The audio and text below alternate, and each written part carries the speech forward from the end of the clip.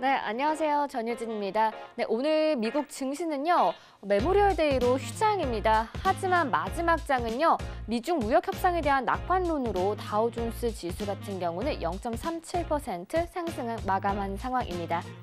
네, 다음 소식은요, 최근 미국과 중국의 관계가 급격하게 안 좋아지면서 어떻게 미중 무역 협상이 흘러가는지 많은 분들 궁금해하실 텐데요. 트럼프 대통령이 발언을 했습니다.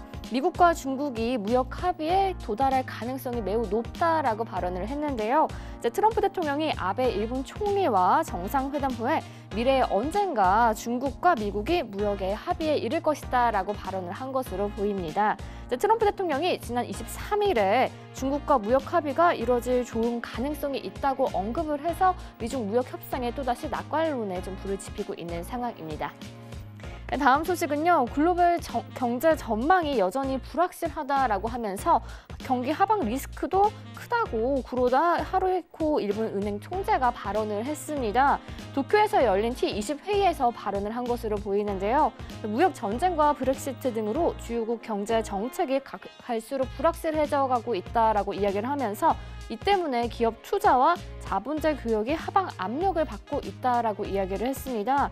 동시에 세계 반도체 사업도 사이클이 하강 국면으로 진입을 한 것으로 보인다라고 이야기를 했는데요. 이 외에 또 지역적으로 중국 경제가 무역 긴장 등으로 둔화 양상을 보인 데다 또 유로존 수출이 줄고 있다라고 이야기를 했습니다.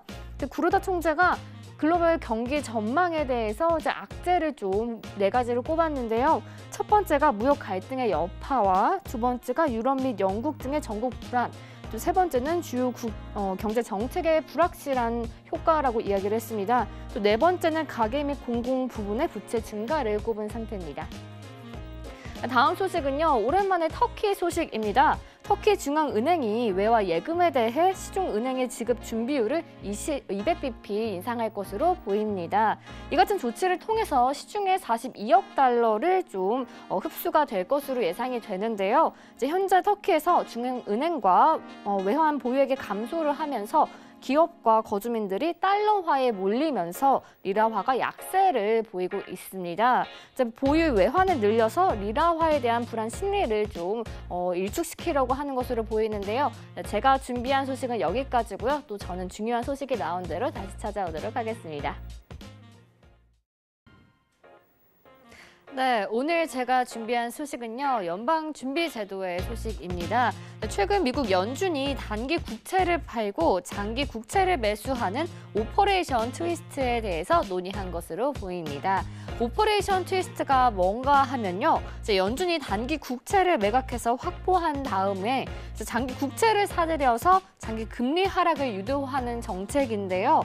최근 공개된 FOMC 의사록에서 채권 만기 확장 프로그램을 논의한 것으로 보입니다. 하지만 발생할 수 있는 부작용에 대해서도 좀 이야기를 한 것으로 보이는데요. 단기 채권 매수로 민간 기업의 단기채 발행이 확산될 수 있다면서 거품 우려가 있는 회사채 시장에 부정적인 영향을 미칠 수 있다라고 이야기를 했습니다.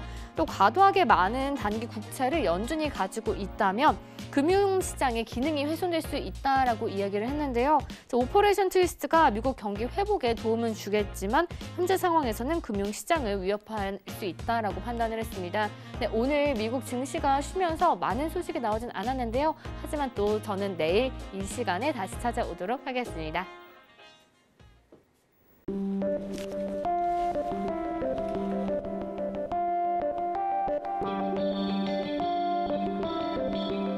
글로벌 경제 채널 서울경제TV